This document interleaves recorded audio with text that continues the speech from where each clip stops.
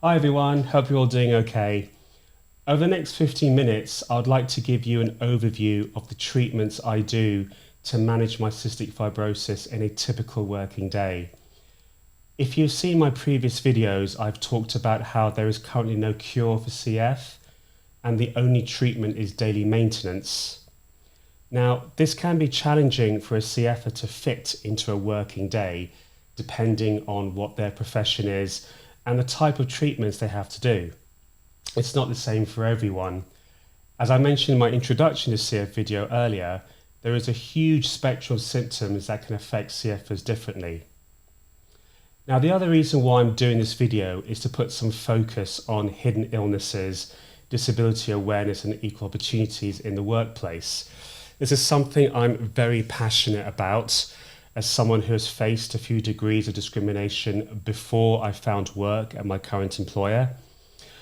What I'm hoping to gain by showing you what I do for my treatments in a working day is to demonstrate that people like myself who are classified as disabled due to long-term chronic disease can still work and contribute to business, just like, for example, the more able-bodied. I firmly believe that the disabled and those with long-term illnesses are an untapped resource of talent. And all it takes is compassion, understanding, and humanity to give people with cystic fibrosis an equal opportunity to work. So I'm making this video during COVID, where lockdown is in place, and many of us in the general population are working from home. Even before COVID, I had been working from home for the past 5 years, and that's mainly because my energy levels are incredibly flawed and I don't sleep well with lots of coughing at night. So let's kick off and I can show you what core treatments I do in a typical working day. So just to make things easy, my treatments are typically divided into a few short groups. I have my morning routine with oral tablets, nebulizers and physiotherapy, followed by nutrition and finally diabetic management. Now, the first thing I do in the morning is take my oral tablets and first dose of insulin.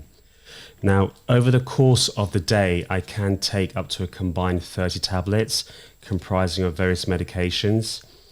Now, during a working day, it is unfortunately easy for me to forget, so I am reliant on a very handy app called MediSafe, and this pings an alarm on both my phone and watch to remind me. Now, typically around 7 a.m. to 9 a.m., I will start on a lung clearance. Now, this can take up to an hour and a half, starting with nebulized medications and finishing with physiotherapy. The objective here is to physically move any mucus that accumulates in the lungs. Now, if I didn't do this, then I would be susceptible to chest infections and negative impact on lung function and quality of life, which is why it's so important to do this lung clearance religiously. So the first medication I take is a nebulized med called Dornase Alpha, also known as DNase. And this primarily reduces the thickening of the mucus and inflammation in the airways to help clear. And I use this machine called an eFlow to inhale this medication. 1 hour later, I use this device called a PEP mask, and I use it for about 20 minutes. So PEP stands for positive expiratory pressure. So what happens after I put the mask on is when I exhale or breathe out, the mask provides positive pressure that helps keeps the airways open longer during exhalation. And the resistance created allows air to get behind the mucus and helping to push those bad secretions up and out of the lungs.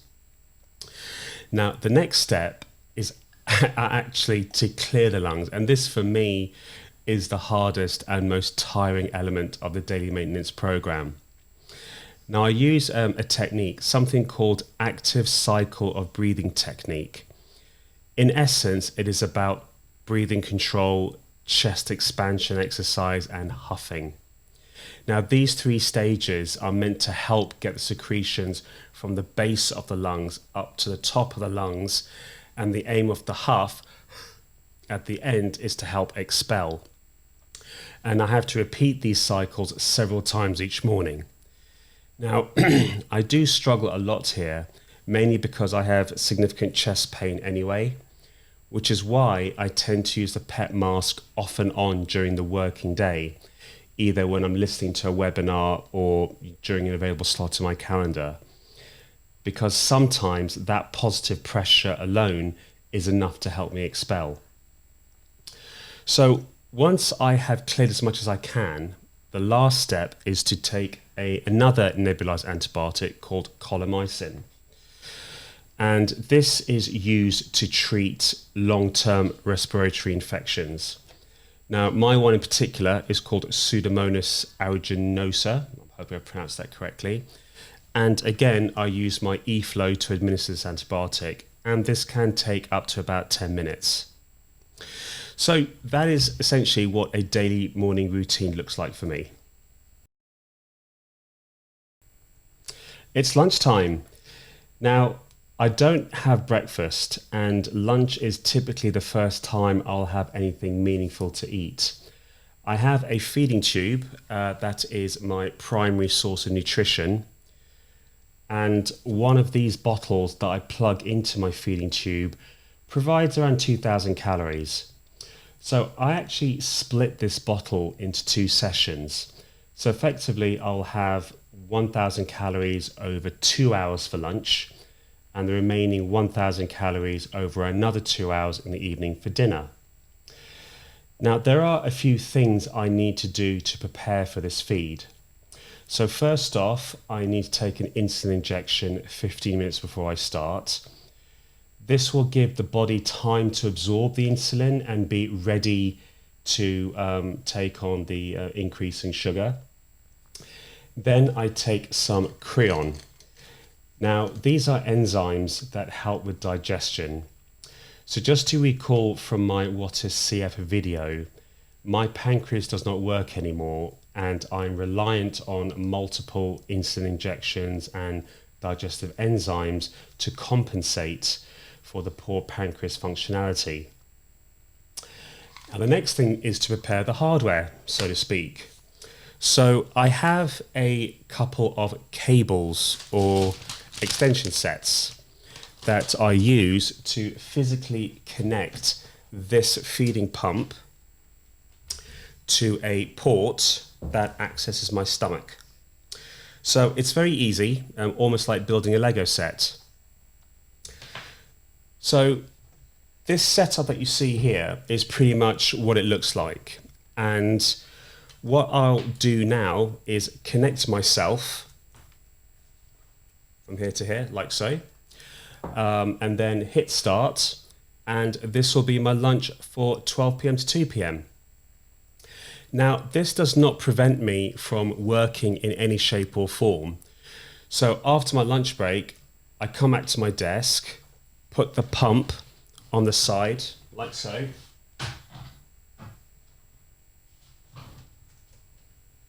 and I can carry on working. So it's not a problem.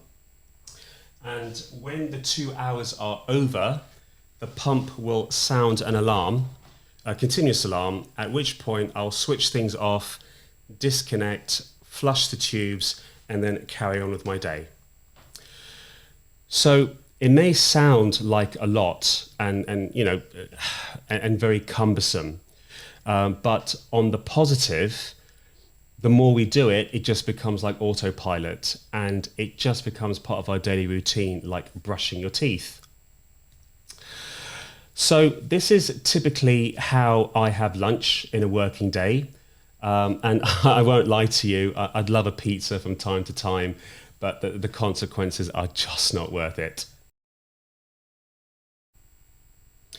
So the last part of the CF treatment and working day is around diabetes. And diabetes is such a beast that needs to be managed, otherwise it can be significantly disruptive.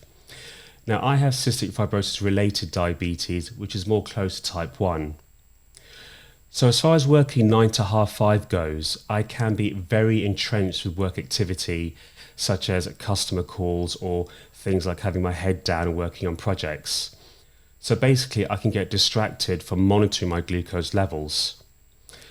Now, what would happen in the past is whilst I'm working, all of a sudden I'd exhibit symptoms such as dizziness, heart racing, or intense sweating.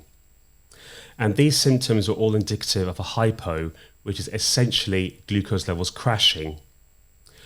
Now, to assist me in looking after myself from a diabetes management perspective whilst I'm working, I'm again reliant on technology. So you may have seen this product on your travels. This is called the Libre Freestyle Sensor 2. And essentially, this is a Bluetooth-enabled device secured to your arm via a single needle. And this stays in place for 2 weeks before you have to dispose of and use a new sensor. So with an app on my phone, I scan the sensor and it gives me a reading of my glucose levels, which is fantastic because I don't have to prick my fingertips anymore, which really did hurt every time I wanted to measure. So now I can do as many readings as I like just by scanning. However, the bit that I absolutely love is that I can set alarms for when my glucose level is approaching low or high. The benefit here is that these alarms draw my attention before I actually get hit by hypos or hypers. And I can get adequate time to make necessary adjustments so that I don't get hit by the full force of the symptoms. Hypos can be very stressful and disruptive and should be avoided no matter what day of the week it is. But from a work perspective, these sensors combined with the customizable alarms both help me ensure that any disruption will be minimal and more importantly, I'm able to look after myself. So in summary, daily maintenance is critical for a cystic fibrosis patient. If I did not do my daily treatments, the impact on me will be things like exacerbated chest infections, increased hospital admissions, potential complications, and overall negative quality of life.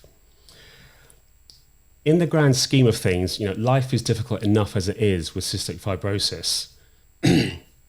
But from a work perspective though, having an employer who is understanding of health and disability, is compassionate, willing to accommodate and allowing me space to manage my health is immeasurable.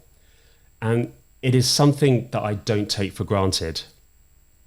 So I do work for Dell Technologies and this video is in no shape or form sponsored by them. As I mentioned in one of my earlier videos around employment with CF, I am incredibly grateful and proud to work for Dell Technologies because they make such a positive, significant difference in my life. I have open communication with my managers and human resources. I mean, that is absolutely key because it is effectively a partnership. I keep them in the loop of my circumstances and no one makes me feel bad for my health issues. Just nothing to worry, just having nothing to worry about, things like that is significant. So this brings an end to my video on a working day with cystic fibrosis, and I hope you found the content informative. If you have CF and have any questions, please drop me a comment and I'll respond as soon as I can. Thank you so much for watching. It's very much appreciated for you taking the time. Hope you all continue to stay safe and I'll see you again soon. Take care.